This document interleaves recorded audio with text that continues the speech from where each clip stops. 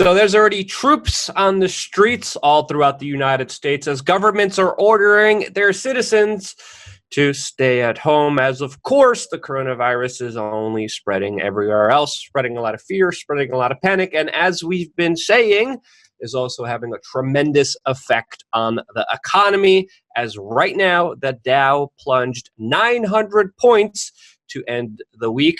And as me and Tim Pichette was just telling you recently, just this week, we told you this reckoning economically that was put forward by very irrational moves was pretty much worse than 2008. Now we have a Zero Hedge article saying, quote, stocks suffer worst week since Lehman, 2008 crisis, despite biggest Fed bailout ever. There's some even comparing it to the Great Depression. Tim, you've been making these calls. You've been pretty accurate as of late, especially this week with everything that's been happening. Do you see this just as bad as the Great Depression? How do you see it?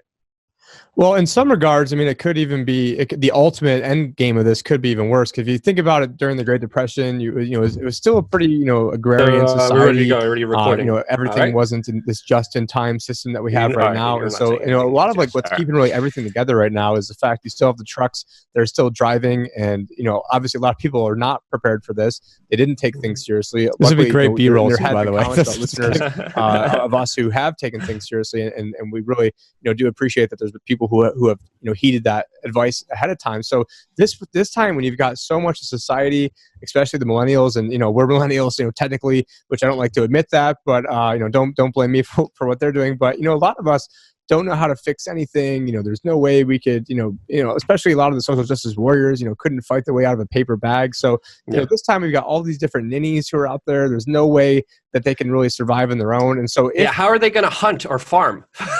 Right. Sorry, go ahead. Yeah, maybe they can do it with their bare hands too, because they, of course, no one can have guns. They want to take all that stuff away too. And so I see this in many ways that this could, end up potentially even being even worse.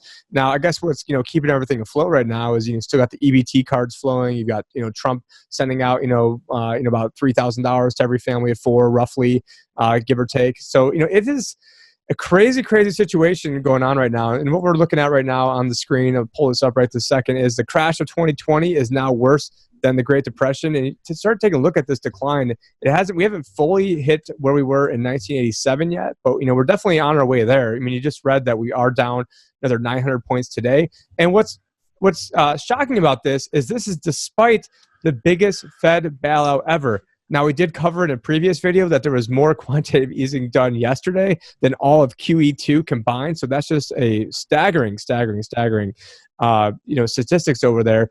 But this is so much bigger than just what happened during Lehman, because this is bubbles on top of bubbles on top of bubbles on top of bubbles. And this was, pretty much one of the biggest pins of all, which, sort of, makes you wonder how much of this was, planned, but it certainly is the greatest excuse ever. Or maybe it's a dry run for something else. But, I don't really want to get into that speculation now. But we've also been seeing there's a big clearing firm, Ronin Capital, and they are unable to meet their capital requirements. And the source is from the CME group. And, what it looks like is that was sort of the trigger for today's big sell-off towards the end of the market. The market wasn't doing too bad most of the day. It was, down about, 100, or it might have even been up a tiny bit. But it certainly closed terribly. We have Ford suspends dividends, draws down $15 billion line of credit. We just mentioned, a few days ago that Boeing took their entire line of credit. I forgot the exact dollar amount that they had, but yeah, you're seeing even the credit default swaps on Ford, which is basically, the odds of them going bankrupt have absolutely skyrocketed. And then and here's an absolutely stunning one here. Bank of England's Bailey to print unlimited money and tells short sellers just stop. Now, this also, so speaking to journalists on a conference call quoted by the Financial Times, Bailey said central bank is prepared to pump liquidity into markets via its new commercial paper facility. He said this would limit economic drag produced by the virus crisis. And what really gets me about this is all they're really trying to do is to boost asset prices, which perfectly ties into the next article. The global repricing of assets can't be stopped. And so what I think is eventually going to happen, let me just read a little bit of this here. The financial elites are pushing a narrative that asset prices, sales, and profits will all return to normal 2020 levels as soon as the COVID-19 pandemic fades. get real, baby. Nothing is going back to January 2020 levels, rather than the V-shaped recovery expected by Goldman Sachs et al. And we, talked about earlier how Goldman Sachs, well, apparently they also are giving their CEO a big raise. So here we see that he gets DJ Sal, also known as CEO David Solomon, got a 20% raise to $27.5 million.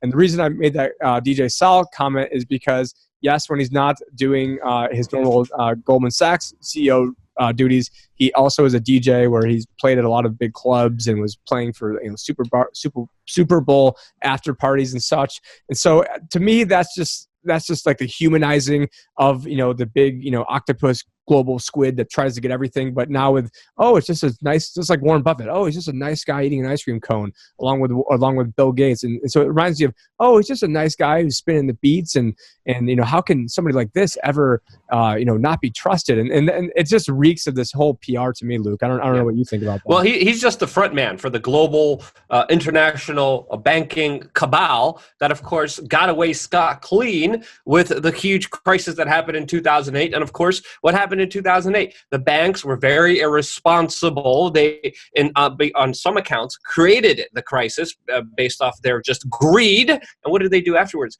They rewarded themselves. They gave themselves bonuses. So Goldman Sachs already headed the curve, already giving themselves bonuses already, which is absolutely ridiculous. And again, this man is just a front person. When you look at the revolving door that happens between Goldman Sachs executives and the White House and the U.S. government, man, that revolving door moves fast. Donald Trump promised to drain the swamp. Well, he just made it a whole bunch nastier by appointing a whole bunch of Goldman Sachs people. So it shouldn't surprise people that there are these kind of drastic, huge moves that pump more of our money, robbing America blind to these very individuals who make those same policies. I mean, duh. I mean, that's exactly what's going to happen here. I mean, looking at some of the comments that you said about the Great Depression, I've been looking into the Great Depression. There's a lot of parallels. I mean, especially during, the Great Depression in the 1920s, where, of course, there was a bubble, there was a speculation, there was market manipulation. We have all of that, but on huger, more increased steroid levels. It's also important to note that the Great Depression wasn't just, because of the stock market crash. There was a lot of other correlating events, and the Great Depression didn't automatically happen right after the stock market crash. It was a series of events that happened that, of course, led up to it. But again, everyone was buying with money that they didn't have. Everyone was playing around with phony money, and in 1 year, 90% of the stocks before the Great Depression was bought with borrowed money. And now we're living in a time and place where the central banks are just like 0.0000000 on a keyboard, and they're like, yeah, that's it. Here's your money. Ultimately, the same thing happened, and there's many different parallels. There were many different bankers during the Great Depression that tried to pump money into the market to the tune of $250 million to restore confidence. Well, that didn't work at all. Everyone was waiting for everything to be fine. And then you sent me this graphic with the kind of trading lines in the red compared to all the other declines in the market throughout American history. And it doesn't boost any confidence. It doesn't boost any confidence at all, to say the least. And I don't know what's going to happen here, but of course, the governments are reacting very strongly. And I think it's worth considering some of the reactions. Here in the United States, we just biggest bailouts ever.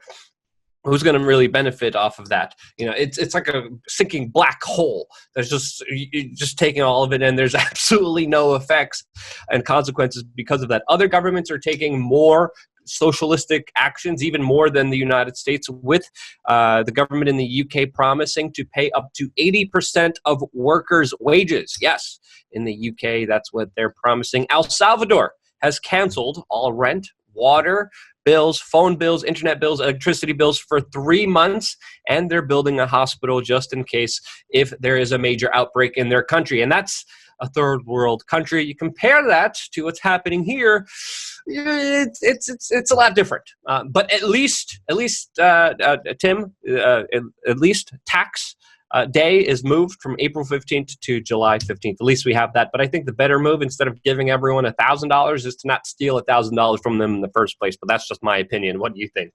Yeah, absolutely. They've also suspended the payroll. So it's funny. This is the first time I've actually done a legit payroll and doing all this stuff, and now they don't even have to have a payroll, which I'm glad. So that helps me out. Now they've suspended it, which means I'm just gonna have to double up on it, later, triple, quadruple up on it later on in the year. But certainly helps. But some of the things that are going on now that weren't going on or weren't invented during the Great Depression is we have derivatives now, credit default swaps.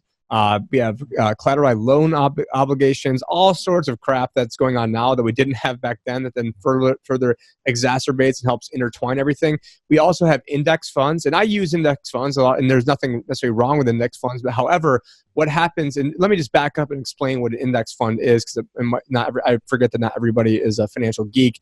And so an index fund is, instead of buying a stock and I'm just mentioning this, not financial advice, like Apple or Boeing or Amazon or Facebook. And I'm just looking at actually tabs I have opened up over here with the names on them. So what happens is, instead of just buying those companies, you might just buy every company in the S&P 500. And so what's going on now is that a lot of investing is just being done through that, whereas in 2008, that was a relatively small percentage. And I don't have the exact numbers, but maybe it was about 10% back then, and it's probably closer to 50% now. And so with all this indiscriminate buying and selling, which was mainly just buying, now when you're seeing people who are going to start selling, that's going to create much greater pressure to then exacerbate how quickly these market sell-offs occur. And that's exactly what we've been seeing. Now, I do remember that there was an article or a speech and I think it was Osama Ben Bernanke who gave this, where I think it was called something along the lines of "Yes, we caused it," and it was a whole paper that Ben Bernanke did in regards to how the Federal Reserve's actions actually greatly exacerbated what was going on and actually literally caused the Great Depression. It had to do with different repricing of gold and other things that were going on, and trying to give gold to England, and gets into World War I and World War II. I don't have necessarily all that information off the top of my head. I have to go back to research it. We'll try to get John Sneisen on, who is an absolute expert in that. But at one point or another, I knew all this stuff. Maybe I'll go back and skim the chapter for all the president's bankers, or maybe we try to get Nomi Prinz on, because I know she's an expert in that subject as well. But when you mentioned the Great Depression, the Great Depression was caused by government overreach, would then drastically, lengthen the amount of time it happened.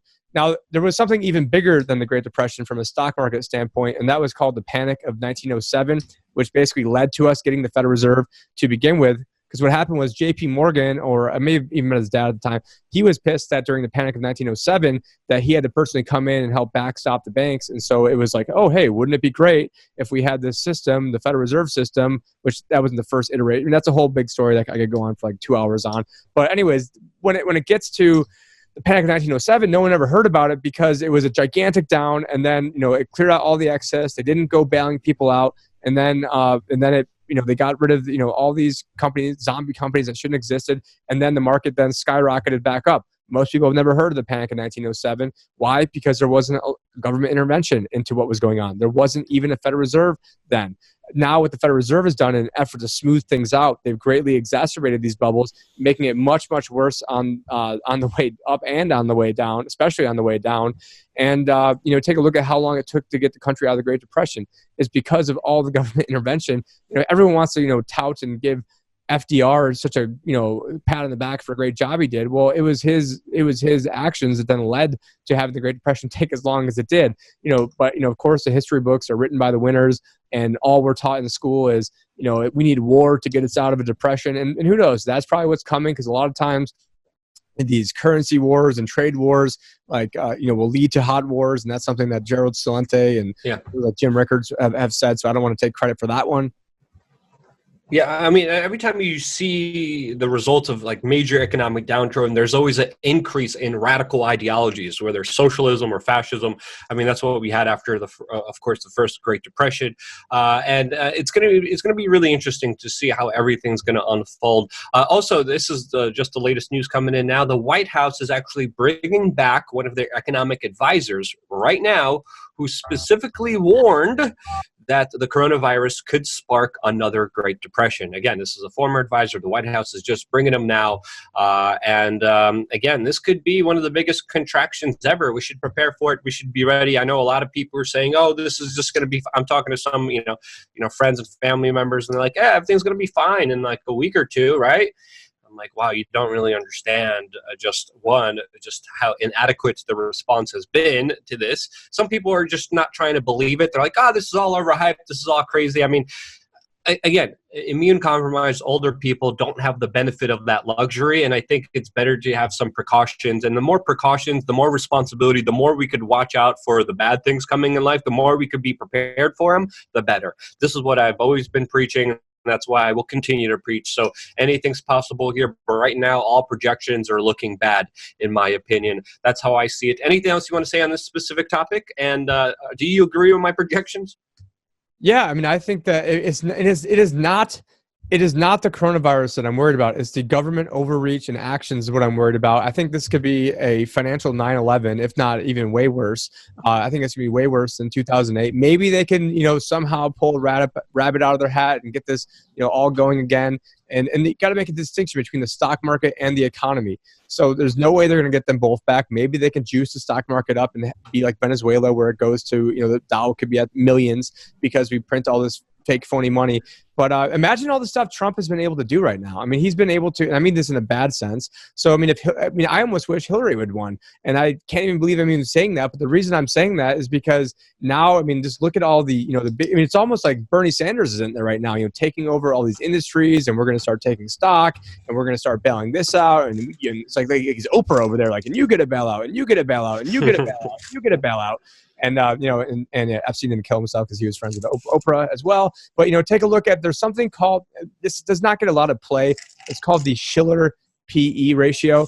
What the Shiller PE ratio is, and probably got to back up and actually explain what a PE ratio is. So a PE ratio stands for price over earnings. So the long story short on this is the higher the PE ratio, the quote unquote more expensive a stock is.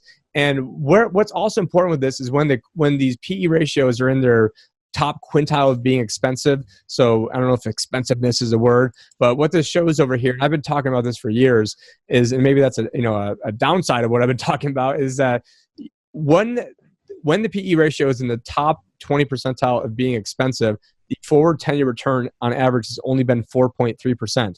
Now, what I've been telling people for years is that what this could look like is, hey, you're making a ton of money, and then boom, all of a sudden, 3 years worth of gains are wiped out in 3 weeks. And then who knows, another 2 weeks, maybe we could have 5 or 6 years of gains wiped out. And so over a 10-year time period, that could equal that 4.3%. But it's been something that's been on my mind the entire time, which is why once we started getting to these bubble levels, I started running different types of strategies for my own clients personally. And then, it worked out. It's worked out beautifully now. But, I just wish more people would heed these warnings, because what they see is that, everything always works until the day it doesn't. And everyone thinks they're going to have their finger on the trigger to be able to pull that at the perfect time. And what we saw is this happened so quickly, so fast. It was exacerbated by the things I just mentioned in terms of index funds, having, all the credit default swaps, derivatives, massive manipulation that wasn't, that's even at levels that even are blowing me away right now. And believe me, I had about as low expectations as possible for what's coming. And so the pace and severity of this has, and the Fed does not like Donald Trump. However, they even have to have all these bullets ready, and they've got very few bullets left. I think people are starting to realize that. People are starting to realize that they've been wrong the entire time. They caused 2008. They caused what's going on now. And then the response to this might, who knows, if this whole thing blows up and gets another big bubble, they're going to go cause that one too. So I don't think it's going to be a V-shaped recovery. I don't think that's just going to blow over. Oh, and as soon as the coronavirus is done, then, it's going to be, all back to normal. I don't think that's the case. And, I hope it's the case. I hope it's not, people out there starving, but I'm much more worried about the economic fallouts and the millions of people that could die as a result of the economic fallouts. And that's why this is so important, because I don't want my kids, I don't want your kids, to end up being prostitutes like they're doing in Venezuela. And I saw a commenter, last time I mentioned that comment, like, oh, well, that won't happen because we have guns here. What happens? Okay, good. You got guns, but do you have any food? Okay, maybe you can use your guns to get food from other people. But, it comes down to a point where, not everyone's going to go around killing everybody. And, and it does resort to things that I just mentioned. And I don't want that to happen, which is why I'm so passionate about this. And, it's just a whole mess we have, Luke. Venezuelans have a lot of guns too, even though it's a gun-free country.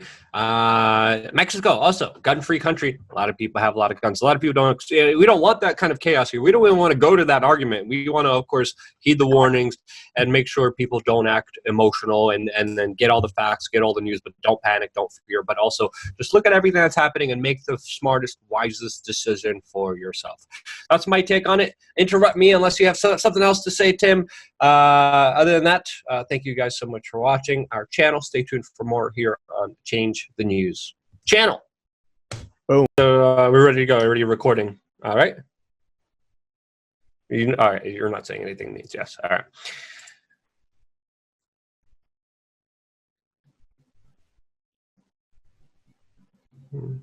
This would be great B-roll too, by the way. That's good.